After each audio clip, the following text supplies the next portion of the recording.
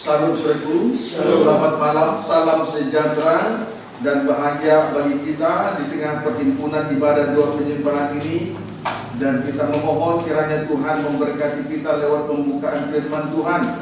Dan juga saya tidak lupa menyapa anak-anak Tuhan, umat Tuhan, hamba-hamba Tuhan dimanapun Anda berada. Kiranya Tuhan memberkati kita sekaliannya. Puji Tuhan, segera saja kita memperhatikan firman penggembalaan untuk ibadah doa penyembahan dari surat yang dikirim oleh Rasul Paulus kepada jemaat di Kolose pasal yang kedua. Ayat kita masih memperhatikan ayat 20 sampai dengan ayat 22. Silakan, saya akan baca perikopnya. Carilah perkara yang di atas. Ayat 20. Apabila kamu telah mati bersama-sama dengan Kristus dan bebas dari roh-roh dunia, mengapakah kamu menaklukkan dirimu pada rupa-rupa peraturan, seolah-olah kamu masih hidup di dunia? Jangan jamak ini, jangan kecap itu, jangan sentuh ini. Semuanya itu hanya mengenai barang yang binasa oleh pemakaian, dan hanya menurut perintah-perintah dan ajaran-ajaran manusia. Puji Tuhan, saudaraku, sudah lahir baru, kemudian bebas dari roh-roh dunia. Itu merupakan kemurahan dari Tuhan untuk gereja Tuhan, dari Tuhan untuk sidang jemaat Tuhan. Amin, saudaraku. Sudah lahir baru dan bebas dari roh-roh dunia. Itu merupakan kemurahan dari Tuhan untuk sidang jemaat Tuhan. Sejenak kita melihat, sebelum jauh kita memperhatikan ayat 21 dan ayat 22. Terlebih dahulu kita memperhatikan tentang roh-roh dunia. Sebab di atas tadi sudah lahir baru dan bebas dari roh-roh dunia. Itu kemurahan dari Tuhan untuk sidang jemaat. Amin. Sejenak kita melihat tentang roh-roh dunia sebelum kita memperhatikan ayat 21 dan ayat 22. Galatia pasal yang keempat ayat 8. Galatia pasal yang keempat ayat 8 terlebih dahulu. Dahulu ketika kamu, demikian firman Tuhan, dahulu ketika kamu tidak mengenal Allah, kamu memperhambakan diri kepada Allah-Allah yang pada hakikatnya bukan Allah. Puji Tuhan, dahulu sebelum lahir baru menghambakan diri kepada berhala-berhala yang pada hakikatnya bukan Allah yang hidup. Ya, dahulu sebelum lahir baru menghambakan diri kepada, sebelum lahir baru dan sebelum mengenal Allah dengan benar, menghambakan diri kepada berhala-berhala yang pada hakikatnya bukan Allah yang hidup. Artinya lebih mengutamakan perkara-perkara lahiriah. Itu sebelum lahir baru, sebelum mengenal Tuhan dengan benar, lebih mengutamakan perkara-perkara lahiriah. Misalnya mengabaikan Tuhan dan ibadah pelayanan hanya karena pekerjaan, usaha, bisnis, kemudian menuntut ilmu setinggi-tingginya dan lain sebagainya. Sebetulnya itu adalah Allah-Allah yang mati, bukan Allah yang hidup.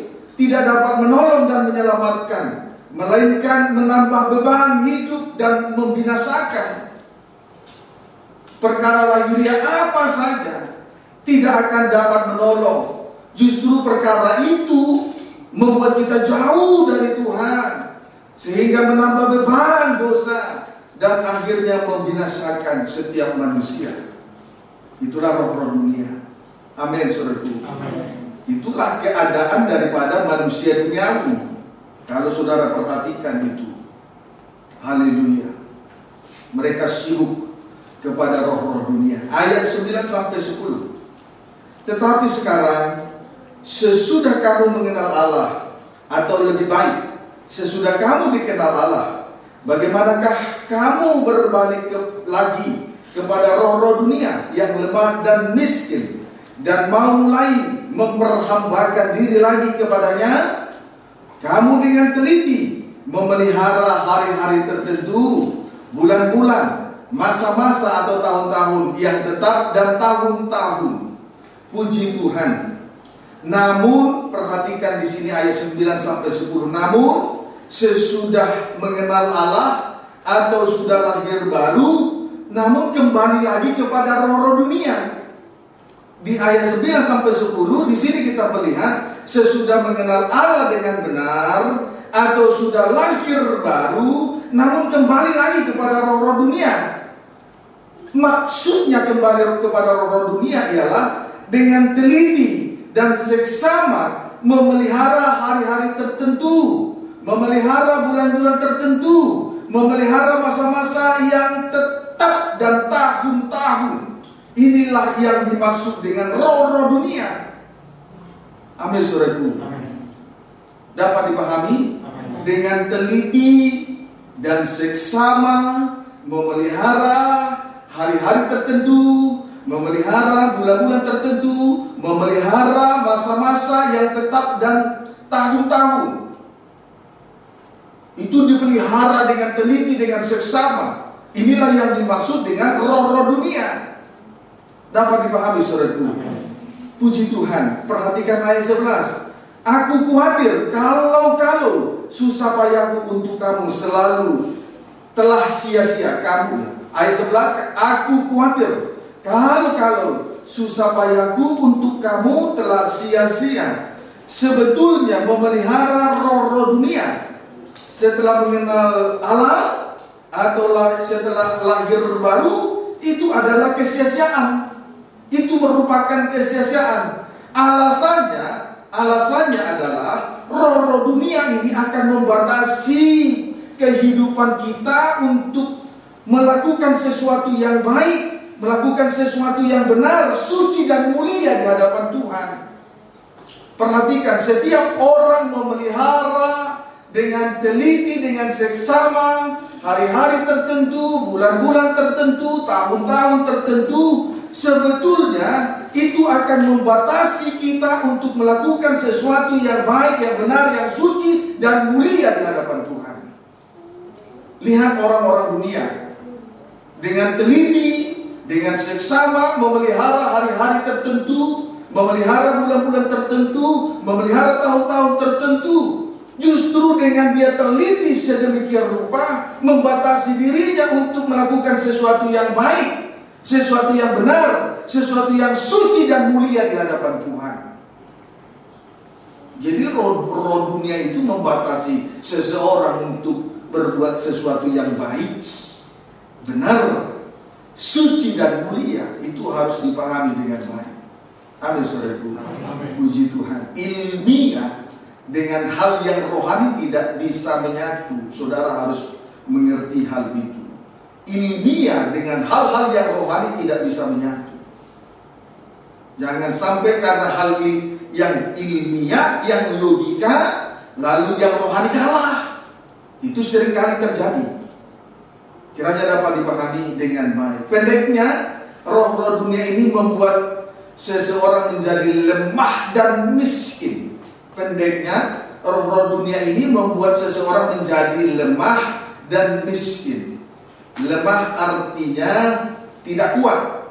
Yang membuat kita kuat adalah salib, bukan roh-roh dunia.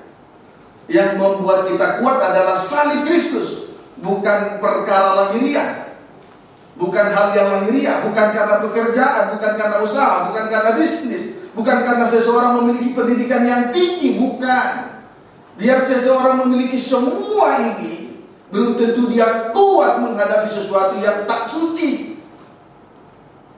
Belum tentu orang pandai, orang hebat, orang kaya, orang yang memiliki kedudukan, jabatan, bisnis, usaha yang hebat, belum tentu kuat untuk menghadapi sesuatu yang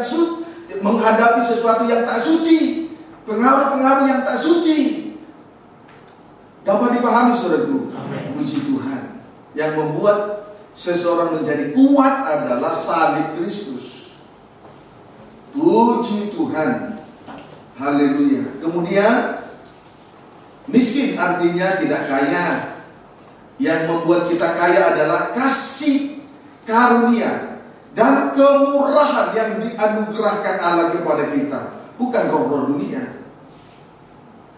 Yesus Kristus, Dia yang kaya turun ke bumi, artinya rela menjadi miskin supaya kita yang miskin menjadi kaya. Jadi yang membuat seseorang kaya adalah kasih karunia dan kemurahan yang dianugerahkan Allah kepada kita, bukan roh-roh dunia. Orang dunia bisa saja mempunyai ini dan itu, kaya secara jasmani, memiliki harta dan kekayaan, tapi belum tentu mengerti pekerjaan Tuhan. Itu namanya miskin. Kaya jasmani tapi miskin rohani. Jadi yang betul adalah, yang membuat seseorang menjadi kaya adalah kasih karunia dan kemurahan yang dianugerahkan oleh Tuhan bagi kita sekalian. Amin, saudaraku. Amin. Puji Tuhan. Haleluya. Nah, kita kembali, itulah sedikit tentang roh-roh dunia, ya. Amin, saudaraku. Amin. Sedikit saya bawa ke sana supaya wawasan kita, pemahaman kita, pengertian kita bisa memahami tentang roh-roh dunia. Kita kembali lagi membaca Kolose pasal 2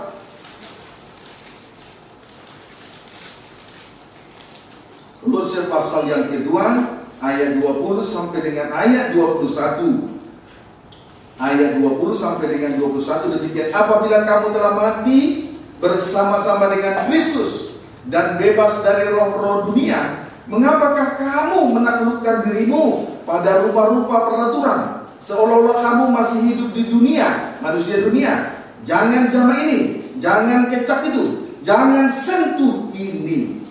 Puji Tuhan. Kembali saya katakan, sudah lahir baru, sudah mengenal Tuhan, dan sudah lahir baru dan bebas dari roh-roh dunia. Tetapi sangat disayangkan, ternyata jemaat di Kolose ini takluk pada rupa-rupa peraturan. Dapat dipahami, saudaraku? Jangan melamun. Jadi sudah lahir, sudah mengenal Allah, sudah lahir baru dan sudah bebas dari roh-roh dunia. Tetapi sangat disayangkan, ternyata jemaat di Kolose ini takluk pada rupa-rupa peraturan. Misalnya, jangan jamah ini, jangan kecap itu, jangan sentuh ini. Puji Tuhan. Ayat 22. Semuanya itu hanya mengenai barang yang binasa oleh pemakaian dan hanya menurut perintah-perintah dan ajaran-ajaran manusia. Saudaraku, padahal semuanya itu tidak ada faedahnya. Takluk kepada peraturan-peraturan, takluk pada rupa-rupa peraturan, sebetulnya itu tidak ada faedahnya. Takluk pada rupa-rupa peraturan tidak ada faedahnya. Sebab semuanya itu hanya mengenai barang yang binasa oleh pemakaian. B. Hanya menurut perintah-perintah dan ajaran-ajaran manusia. Dapat dipahami, saudaraku? Padahal semuanya itu, yaitu takluk pada rupa-rupa peraturan, sebetulnya itu hanya mengenai barang yang binasa oleh pemakaian. B. Hanya menurut perintah-perintah dan ajaran manusia. Amin, saudaraku. Sekarang kita akan memperhatikan kedua hal tersebut tentang hanya mengenai barang yang binasa oleh pemakaian. Hanya mengenai barang yang binasa oleh pemakaian. Artinya, barang atau sesuatu benda yang dipakai untuk sementara waktu. Jadi saya ulangi, hanya mengenai barang yang binasa oleh pemakaian artinya barang atau sesuatu benda yang dipakai untuk sementara waktu. Berarti sesuatu yang tidak menjamin untuk hidup kekal. Berarti sesuatu yang tidak menjamin untuk hidup kekal. Amin, saudaraku. 1 Korintus 15 ayat 50.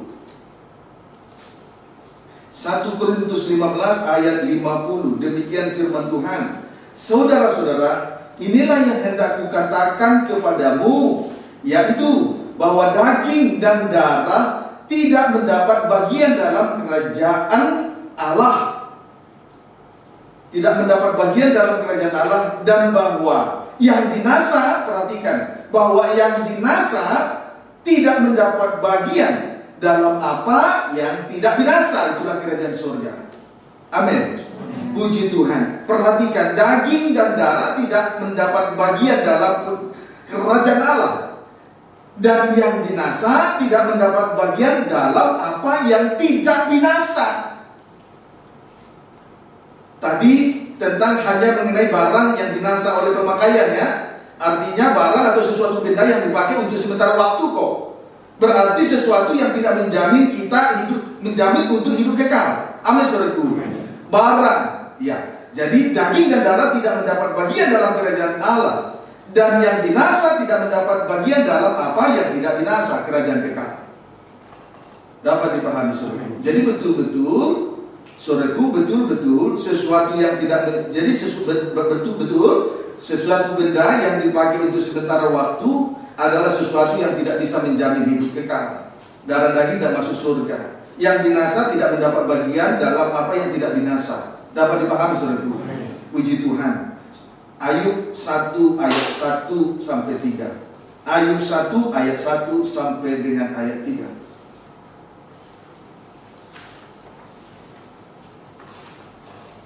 Ayub 1 ayat 1 sampai dengan ayat 3. Demikian firman Tuhan. Kesalehan Ayub dicoba. Ayat 1, ada seorang laki-laki di tanah Uz, bernama Ayub. Orang itu saleh dan jujur. Ia takut akan Allah dan menjauhi kejahatan. Ayat 2, ia mendapat 7 anak laki-laki dan 3 anak perempuan.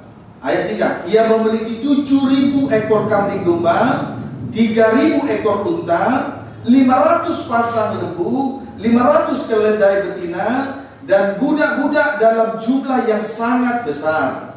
Sehingga orang itu adalah yang terkaya dari semua orang di sebelah timur. Puji Tuhan. Perhatikan ayat 1 sampai 3. Ayub adalah seorang yang saleh, jujur, takut akan Tuhan, dan menjauhi kejahatan. Amin, saudaraku. Ada amin? Amin. Kemudian ia mendapat 7 orang anak laki-laki dan 3 orang anak perempuan. Kemudian ia memiliki 7.000 ekor kambing domba, lalu 3.000 ekor unta. Strip berikutnya 500 pasang lembu. Strip berikutnya 500 keledai betina. Strip berikutnya budak-budak atau karyawan dalam jumlah yang banyak. Puji Tuhan. Jadi saya ulangi pendeknya, Ayub memiliki 7 orang anak laki-laki, 3 orang anak perempuan. Kemudian memiliki harta dan kekayaan yang begitu banyak jumlahnya. Dialah yang terkaya di sebelah timur. Amin, saudaraku. Puji Tuhan. Namun pada akhirnya perhatikan ayat 20 sampai 21. Demikian firman Tuhan. Ayub 1 ayat 20 sampai 21. Maka berdirilah Ayub, lalu mengoyak jubahnya dan mencukur kepalanya. Kemudian sujudlah ia dan menyembah. Katanya, dengan telanjang aku keluar dari kandungan ibuku, dengan telanjang juga aku akan kembali ke dalamnya. Tuhan yang memberi, Tuhan yang mengambil, terpujilah nama Tuhan. Ya, perhatikan di sini, saudaraku. Pada akhirnya, namun pada akhirnya, seluruh harta kekayaan yang dimiliki oleh Ayub lenyap, raib begitu saja, lenyap dan raib begitu saja, termasuk 7 orang anak laki-laki dan 3 orang anak perempuan Ayub. Semuanya raib, semuanya lenyap, dan anak-anaknya juga mati begitu saja. Puji Tuhan. Nah, oleh karena itu, di sini kita melihat sikap yang ditunjukkan oleh Ayub di hadapan Tuhan. Maka berdirilah Ayub, lalu mengoyak jubahnya dan mencukur kepalanya. Inilah tindakan Ayub, sikap dan tindakan Ayub yang pertama. Amin, saudaraku. Tindakan Ayub berikutnya. Sujudlah ia dan menyembah. Tindakan Ayub berikutnya, sujudlah ia dan menyembah, disertai dengan pengakuan yang tulus. Tindakan yang kedua, sujud dan menyembah, disertai dengan pengakuan yang jujur dan tulus. Katanya, dengan telanjang aku keluar dari kandungan ibuku, dengan telanjang juga aku akan kembali ke dalamnya. Tuhan yang memberi, Tuhan yang mengambil, terpujilah nama Tuhan.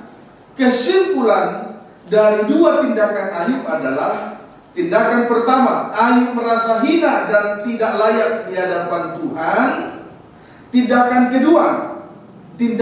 yang kedua, Ayub menyadari bahwa daging dan darah serta harta dan kekayaan tidak dapat memberi jaminan untuk hidup yang kekal. Amin, saudaraku. Puji Tuhan. Haleluya. Jadi tindakan kedua ini, Ayub menyadari bahwa daging dan darah serta harta dan kekayaan tidak dapat memberi jaminan untuk hidup kekal. Puji Tuhan. Kiranya dapat dipahami dengan baik. Haleluya. Puji Tuhan. Haleluya. Jadi anak-anak Tuhan, sidang jemaat harus mengerti, jangan sampai kita takluk kepada rupa-rupa peraturan yang sebetulnya hanyalah barang yang binasa, artinya tidak memberi jaminan untuk hidup kekal. Ayub menyadari itu. Darah daging tidak masuk dalam kerajaan surga. Yang binasa tidak layak untuk masuk di dalam yang binasa tidak masuk. Yang binasa tidak masuk ke dalam yang tidak binasa. Darah daging tidak mewarisi kerajaan surga. Perkara lahiriah tidak memberi jaminan untuk hidup kekal. Amin. Puji Tuhan. Haleluya. Justru itu yang membuat seseorang jauh dari Tuhan. Haleluya. Nah, kita bersyukur oleh karena kemurahannya kita memperoleh suatu penggantian yang benar. 1 Petrus 1 ayat 24 sampai 25. 1 Petrus 1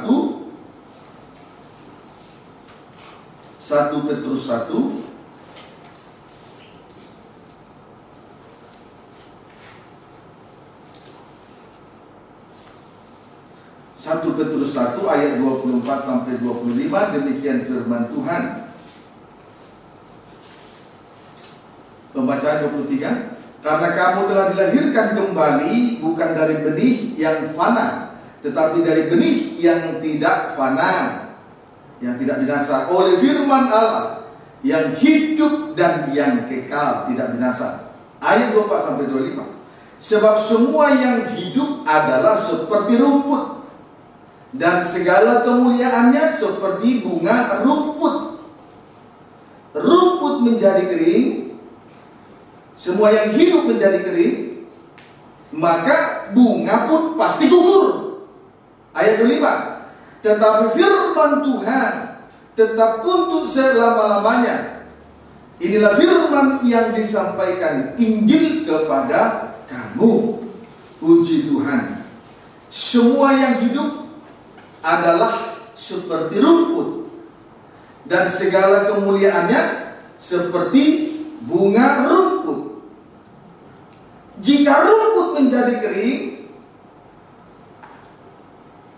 jika rumput menjadi kering atau yang hidup ini menjadi kering, maka bunga atau kemuliaan dari rumput itu pun gugur, tidak ada artinya. Amin, saudaraku. Puji Tuhan, tidak ada artinya. Perhatikan, semua yang hidup adalah seperti rumput dan segala kemuliaannya seperti bunga rumput. Maka apabila rumput menjadi kering, otomatis bunga gugur. Amin, saudaraku. Otomatis bunga gugur. Kalau manusia mati, maka bunga gugur. Kemuliaannya juga sama seperti bunga gugur. Tidak ada artinya. Jadi betul-betul sesuatu benda atau sesuatu perkara yang sifatnya lahiriah tidak memberi jaminan hidup kekal. Semua yang hidup sama seperti rumput. Kalau rumput kering, maka bunga gugur. Amin, saudaraku. Semua yang hidup adalah seperti rumput dan segala kemuliaannya seperti bunga rumput. Kemuliaan dari yang hidup itu seperti bunga rumput. Apabila rumput menjadi kering, maka bunga gugur. Berarti, saudaraku, sesuatu yang lahiriah tidak memberi jaminan untuk hidup kekal. Dapat dipahami, saudaraku? Tetapi firman Tuhan tetap untuk selama-lamanya. Firman Tuhan memberi jaminan untuk hidup kekal. Sebab itu biarlah kita sekaliannya dilahirkan dari benih firman Allah untuk memberi jaminan, untuk memberi hidup kekal. Amin, saudaraku. Puji Tuhan. Haleluya. Puji Tuhan. Jadi kalau seseorang kalau sudah mengenal Allah, sudah lahir baru, kemudian sudah bebas dari roh-roh dunia, namun masih takluk kepada rupa-rupa peraturan, itu betul-betul seperti manusia duniawi. Itu kesia-siaan, tidak ada artinya. Karena itu sama seperti hanyalah barang yang binasa untuk pemakaian, tidak memberi jaminan untuk hidup kekal. Sebab itu biarlah kiranya kita lahir dari benih firman untuk memberi hidup yang kekal. Amin, saudaraku. Semua yang hidup sama seperti rumput, kemuliaannya seperti bunga rumput. Kalau rumput kering, bunga pun gugur. Berarti sesuatu yang tidak berarti sesuatu benda, perkara lahiriah tidak memberi jaminan hidup. Yang memberi jaminan hidup adalah firman Allah. Hidup kekal di dalam kerajaan yang kekal. Dapat dipahami, saudara. Puji Tuhan. Haleluya. Sekarang kita kembali membaca Kolose pasal 2. Kolose pasal yang kedua, ayat 21 sampai 22. Kolose pasal 2 ayat 21 sampai dengan ayat 22. Jangan jamah ini, jangan kecap itu, jangan sentuh ini. Semuanya itu hanya mengenai barang yang binasa oleh pemakaian. Amin, saudaraku. Itu perkara lahiriah yang sifatnya sementara, tidak memberi jaminan hidup kekal. Amin, saudaraku. Kemudian hanya menurut perintah-perintah dan ajaran-ajaran manusia. Tentang yang ke bagian B, tentang B, hanya menurut perintah-perintah dan ajaran-ajaran manusia. Sekarang kita akan memperhatikan tentang hanya menurut perintah-perintah dan ajaran-ajaran manusia. Kesimpulannya, rupa-rupa peraturan hanya perintah-perintah dan ajaran-ajaran manusia, bukanlah perintah-perintah dan ajaran-ajaran dari Tuhan. Amin, saudaraku. Saya ulangi, rupa-rupa peraturan hanya perintah-perintah dan ajaran-ajaran manusia, bukanlah perintah-perintah dan ajaran-ajaran dari Tuhan. Itu kesimpulannya. Markus 7 ayat 1 sampai dengan ayat 5. Markus pasal 7 ayat 1 sampai dengan ayat 5. Demikian firman Tuhan. Perintah Allah dan adat istiadat Yahudi. Ayat 1. Pada suatu kali serombongan orang Farisi dan beberapa ahli Taurat dari Yerusalem datang menemui Yesus. Mereka melihat bahwa beberapa orang muridnya makan dengan tangan najis, yaitu dengan tangan yang tidak dibasuh. Sebab orang-orang Farisi seperti orang-orang Yahudi lainnya tidak makan kalau tidak melakukan pembasuhan tangan lebih dulu, karena mereka berpegang pada adat istiadat nenek moyang mereka. Dan kalau pulang dari pasar, mereka juga tidak makan kalau tidak lebih dahulu membersihkan dirinya. Banyak warisan lain lagi yang mereka pegang, umpamanya hal mencuci cawan, hal mencuci kendi, hal mencuci perkakas-perkakas tembaga.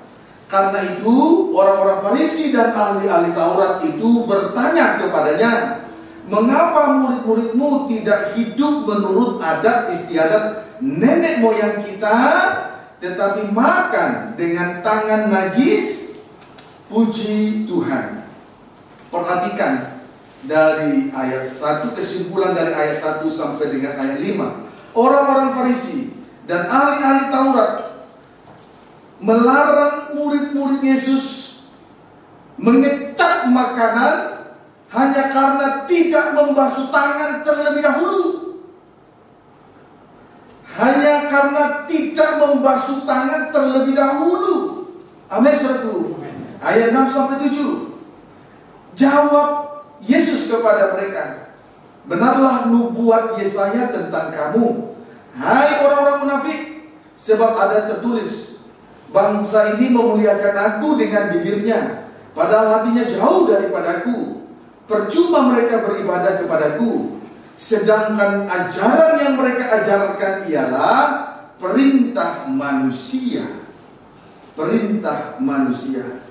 Kemudian mendengar pernyataan ahli Taurat dan orang Farisi, Yesus menjawab dan sekaligus memberitahukan nubuatan Yesaya tentang orang-orang Farisi dan ahli-ahli Taurat. Jadi mendengar pernyataan ahli Taurat dan orang Farisi, Yesus menjawab dengan memberitahukan nubuatan Yesaya tentang orang-orang Farisi dan ahli-ahli Taurat, yaitu bangsa ini memuliakan aku dengan bibirnya, padahal hatinya jauh daripadaku. Percuma mereka beribadah kepadaku, sedangkan ajaran yang mereka ajarkan ialah perintah manusia. Kesimpulannya dari jawaban Yesus kepada orang Farisi dan ahli Taurat adalah orang-orang Farisi dan ahli-ahli Taurat takluk kepada rupa-rupa peraturan, yaitu perintah-perintah dan ajaran manusia. Itulah adat istiadat nenek moyang yang mereka pegang. Dapat dipahami, saudara. Kesimpulannya orang-orang Farisi dan ahli-ahli Taurat takluk kepada rupa-rupa peraturan, yaitu perintah-perintah dan ajaran-ajaran manusia. Mereka lebih mengutamakan adat istiadat orang Yahudi, nenek moyang, yaitu orang Yahudi, daripada ajaran-ajaran dan perintah-perintah dari Tuhan. Itulah kesimpulan dari apa yang dinyatakan Yesus kepada ahli Taurat dan orang Farisi. Mereka takluk kepada rupa-rupa peraturan. Itulah ajaran-ajaran dan perintah-perintah manusia. Sebab mereka berpegang kepada adat istiadat orang Yahudi, nenek moyang orang Yahudi. Puji Tuhan. Haleluya. Ayat 8. Perintah Allah kamu abaikan untuk berpegang pada adat istiadat manusia. Orang-orang Farisi dan ahli-ahli Taurat mengabaikan perintah-perintah dan ajaran-ajaran Tuhan demi adat istiadat orang-orang Yahudi, demi perintah-perintah dan ajaran-ajaran manusia. Dapat dipahami saudaraku? Puji Tuhan. Haleluya. Nah, sekarang tulis saja. Adat istiadat orang Yahudi. Adapun adat istiadat orang Yahudi dalam kurung ajaran-ajaran dan perintah-perintah manusia. Titik 2. 1. Membasuh tangan terlebih dahulu sebelum makan. Terlebih dahulu membasuh tangan sebelum makan. 2. Kalau pulang dari pasar, tidak makan sebelum membersihkan diri, mandi. 3. Berpegang kepada aturan-aturan lain dalam hal strip pertama mencuci cawan, mencuci kendi.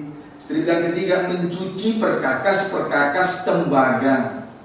Semuanya itu tertulis di dalam Markus 7 ayat 1 sampai dengan ayat 5. Amin saudaraku. Puji Tuhan. Nah, inilah adat istiadat orang Yahudi atau perintah-perintah dan ajaran-ajaran manusia yang mereka pegang. Pendeknya, kenapa seperti itu? Karena mereka takluk kepada peraturan, rupa-rupa peraturan. Puji Tuhan. Mereka tidak takluk kepada perintah-perintah dan ajaran-ajaran dari Tuhan. Oh, dalam hal mencuci, diperhatikan. Mencuci cawan, aturannya diperhatikan. Mencuci kendi, aturannya diperhatikan. Kemudian mencuci perkakas-perkakas tembaga, aturannya diperhatikan. Tapi perintah-perintah dan ajaran-ajaran Tuhan diabaikan. Menunjukkan bahwa ahli-ahli Taurat dan orang-orang Farisi takluk kepada rupa-rupa peraturan, yaitu ajaran-ajaran dan perintah-perintah manusia. Amin saudaraku. Puji Tuhan. Praktek takluk kepada rupa-rupa peraturan. Praktek takluk kepada rupa-rupa peraturan. Bibir atau mulut memuliakan Tuhan, tapi hatinya jauh dari Tuhan. Sama dengan mempersembahkan tubuh jasmaninya, tetapi manusia batinianya tidak dipersembahkan kepada Tuhan. Kalau hari ini kita ada di tengah ibadah dua penyembahan, tapi hati jauh dari Tuhan, itulah yang disebut ibadah Taurat, ibadah lahiriah. Maka sangat disayangkan sekali kalau anak-anak Tuhan sudah mengenal Tuhan, sudah lahir baru, kemudian sudah bebas dari roh-roh dunia, tetapi sangat disayangkan takluk kepada rupa-rupa peraturan seperti sidang jemaat di Kolose. Sampai pada akhirnya mereka berpegang teguh kepada adat istiadat, berpegang teguh kepada perintah-perintah dan ajaran-ajaran manusia. Orang yang semacam ini mulutnya memuji Tuhan tapi hatinya tidak. Dapat dipahami saudaraku. Lihat peraturan pekerjaan di tempat dia bekerja, dia takluk sekali.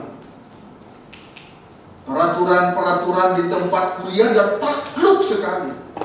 Tapi peraturan-peraturan, perintah-perintah ajaran Tuhan tidak. Mengapa seseorang sibuk kuliah lupa ibadah?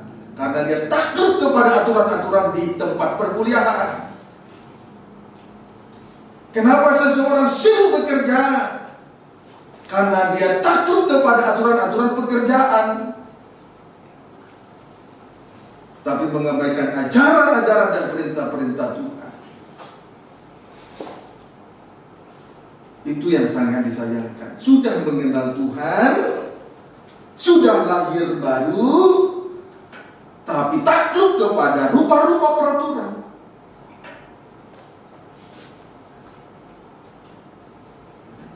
Dapat dipahami saudara? Puji Tuhan. Itu sangat disayangkan sekali. Haleluya. Puji Tuhan. Nah, saudaraku,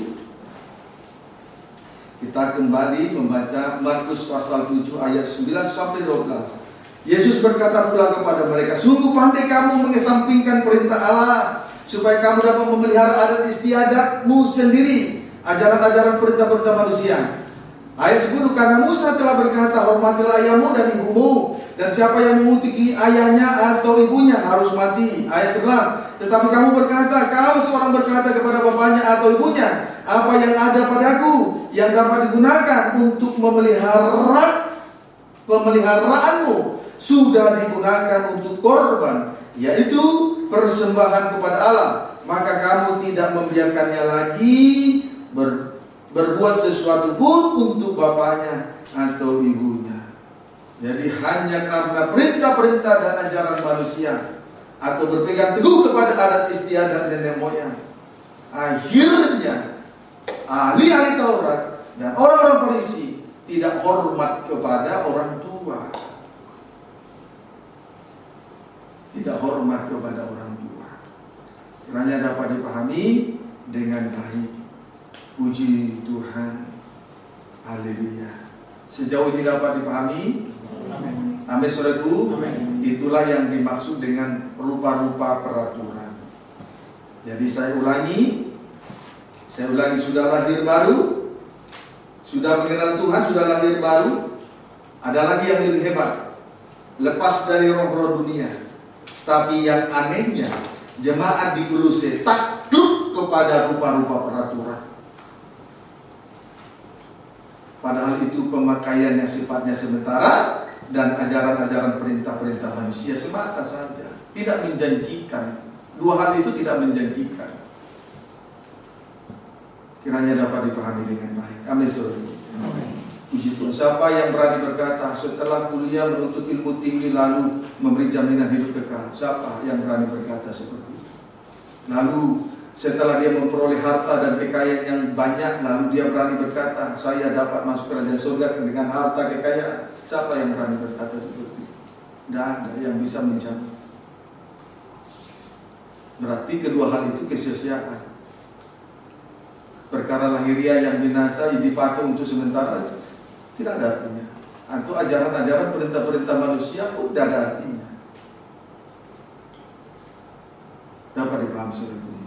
Puji Tuhan. Kita kembali membaca Kolose pasal 2 ayat 23. Kolose pasal 2 ayat 23.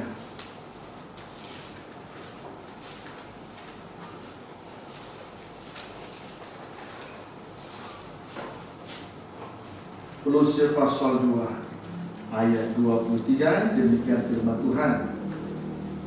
Saya ulangi pembacaan ayat 22. Semuanya itu hanya mengenai barang yang binasa oleh pemakaian, tidak memberi jaminan untuk hidup kekal. Amin. Kemudian hanya menurut perintah-perintah dan ajaran-ajaran manusia. Ini ibadah Taurat, ibadah lahiriah, ibadah yang tidak juga mengandung janji, tidak memberi hidup kekal. Ayat 23. Peraturan-peraturan ini walaupun nampaknya penuh hikmat dengan ibadah muatan sendiri, seperti merendahkan diri, menyiksa diri, tidak ada gunanya selain untuk memuaskan hidup duniawi saja. Puji Tuhan. Haleluya. Jadi saudaraku, peraturan-peraturan yang dibuat, peraturan-peraturan, rupa-rupa peraturan, walaupun nampaknya penuh hikmat, sebab penuh hikmat dengan ibadah buatan sendiri, sebab seperti merendahkan diri, menyiksa diri, tidak ada gunanya selain hanya untuk memuaskan hidup duniawi saja. Tidak ada artinya selain hanya untuk memuaskan hidup dunia saja. Kiranya dapat dipahami dengan baik. Amin, saudaraku. 2 Timotius 3 ayat 5. 2 Timotius 3 ayat 5.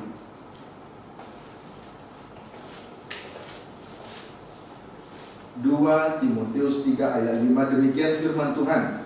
Secara lahiriah mereka menjalankan ibadah mereka, tetapi pada hakikatnya mereka memungkiri kekuatannya. Jauhilah mereka itu. Puji Tuhan.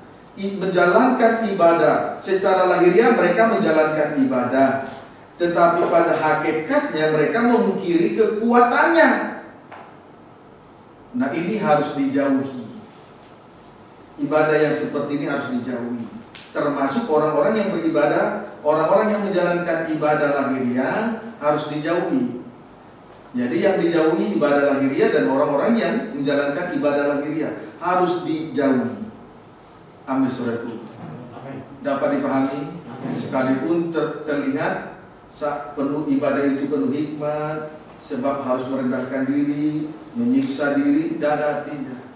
Tidak ada artinya. Kalau ibadah itu hanya dijalankan secara perintah-perintah dan ajaran manusia, tidak ada artinya. Walaupun terlihat merendahkan diri, menyiksa diri, tidak ada artinya.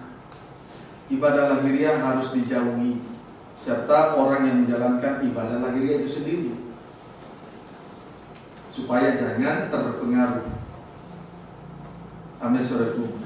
Puji Tuhan. Ibrani pasal 9 ayat 1 terlebih dahulu. Tempat kudus di bumi dan di surga. Memang perjanjian yang pertama juga mempunyai peraturan-peraturan untuk ibadah dan untuk tempat kudus buatan tangan manusia. Ya, jadi perjanjian yang pertama mempunyai peraturan-peraturan untuk ibadah dan untuk tempat kudus buatan tangan manusia. Jadi kemah atau tabernakel yang dibangun oleh Musa itu ada ketentuan-ketentuan, ada perintah-perintah dan ketentuan-ketentuan. Setiap orang yang menjalankan ibadah di dalamnya. Amin, saudaraku. Ada aturan-aturan yang ada. Puji Tuhan. Dan itu tidak ada kesempatan untuk menjelaskan itu. Sekarang ayat 2 sampai dengan ayat yang keempat. Ayat 2 sampai dengan ayat yang keempat. Sebab ada dipersiapkan suatu kemah, yaitu bagian yang paling depan, dan di situ terdapat kaki dian emas dan meja dengan roti sajian. Bagian ini disebut tempat yang kudus. Ayat 3, di belakang tirai yang kedua terdapat suatu kemah lagi yang disebut tempat yang maha kudus. Di situ terdapat mezbah pembakaran ukupan dari emas dan tabut perjanjian yang seluruhnya disalut dengan emas. Di dalam tabut perjanjian itu tersimpan buli-buli emas berisi mana, tongkat Harun yang pernah bertunas, dan loh batu atau 2 loh batu yang bertuliskan 10 hukum atau perjanjian. Puji Tuhan. Saudaraku, di sini dipersiapkan suatu kemah, yaitu bagian yang paling depan terdapat 2 alat.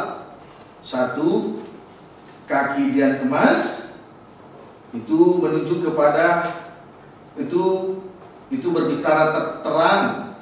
Kaki dian emas itu berbicara terang, menunjuk kepada kehidupan yang diurapi oleh Roh Kudus.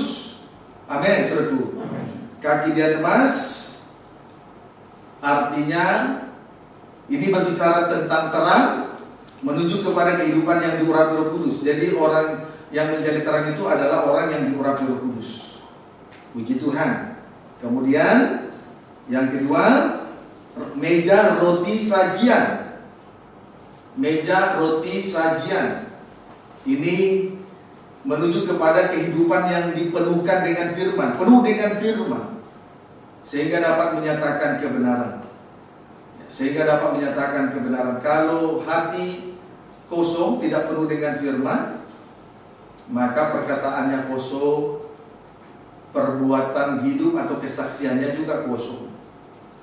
Jadi di bagian paling depan itu ada 2 alat. Satu, kaki dian emas, itu berbicara tentang terang, menunjuk kepada kehidupan yang diurapi Roh Kudus. Itulah orang-orang yang menjadi terang di tengah dunia ini.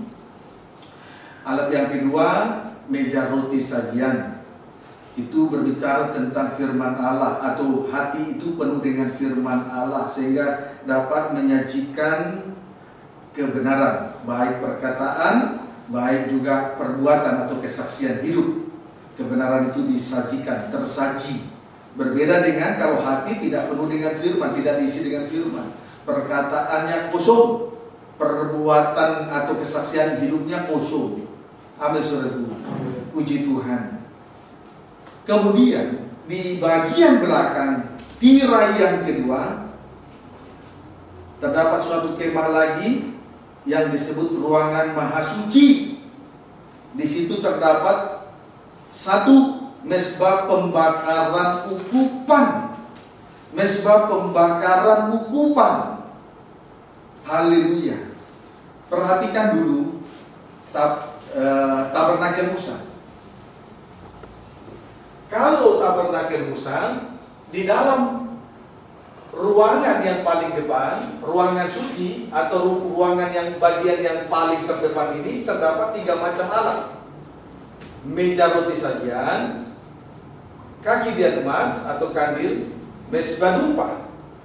Namun mezbah dupa, namun tadi kita melihat apa yang dilihat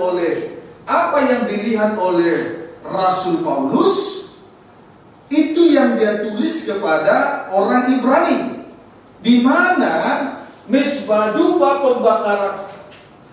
pembakaran ukupan itu sudah ada di dalam ruangan maha suci. Sudah berada di dalam ruangan maha suci. Seolah-olah ada perbedaan antara apa yang dikerjakan tabernakel Musa dengan apa yang dilihat oleh Rasul Paulus ketika dia diangkat ke tingkat yang ketiga dari surga yang disebut Firdaus. Tetapi sebetulnya hal ini memberi suatu pengertian bagi kita bahwa yang berada di dalam ruangan maha suci, yang berada di dalam kerajaan surga adalah doa penyembahannya di hadapan Tuhan. Jadi sekalipun kita ada di atas muka bumi ini, kalau betul-betul kita hidup di dalam doa penyembahan yang benar, satu kaki sudah ada di dalam kerajaan surga. Amin, saudaraku. Jadi tidak ada kontradiksi antara tabernakel Musa dengan apa yang dilihat oleh Rasul Paulus. Tidak. Tetapi semakin memberi suatu keyakinan bagi kita bahwa doa penyembahan itu yang membawa kita masuk di dalam kerajaan surga. Amin, saudaraku. Itulah kemah ibadah yang benar. Ini bukan ibadah lahiriah lagi. Ini sudah ibadah dalam bentuk yang rohani. Kalau bentuk lahiriahnya memang seperti yang kita lihat di dalam kemah yang pertama, meja roti sajian, pelita emas, mezbah dupa. Dapat dipahami, saudara? Barulah alat yang kedua di dalam ruangan maha suci itu, yang kedua yaitu tabut perjanjian. Tabut perjanjian ini itu berbicara tentang dua hal. Satu,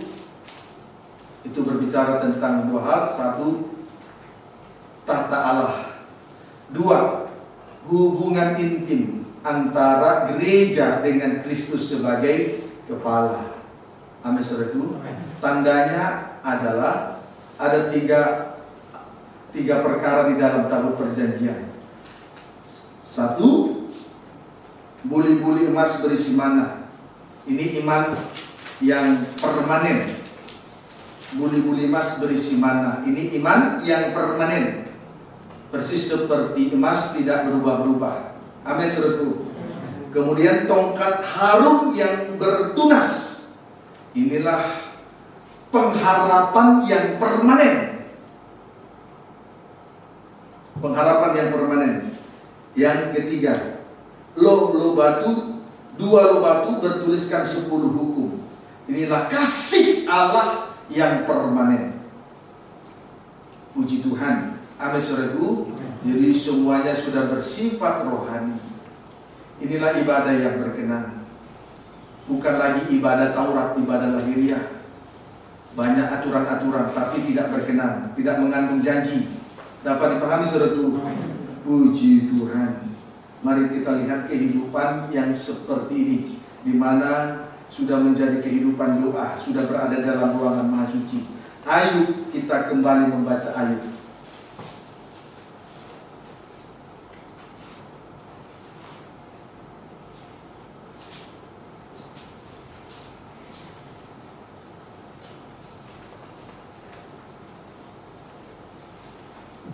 Ayub 1 ayat 20 sampai 21.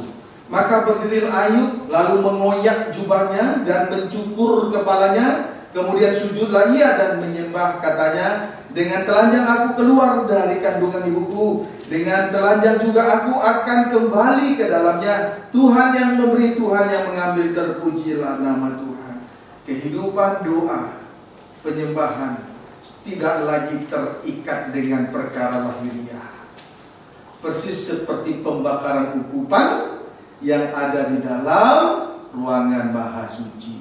Amin, saudaraku. Puji Tuhan. Dapat dipahami, saudaraku. Tuhan Yesus memberkati kita sekalian. Mari kita tundukkan kepala.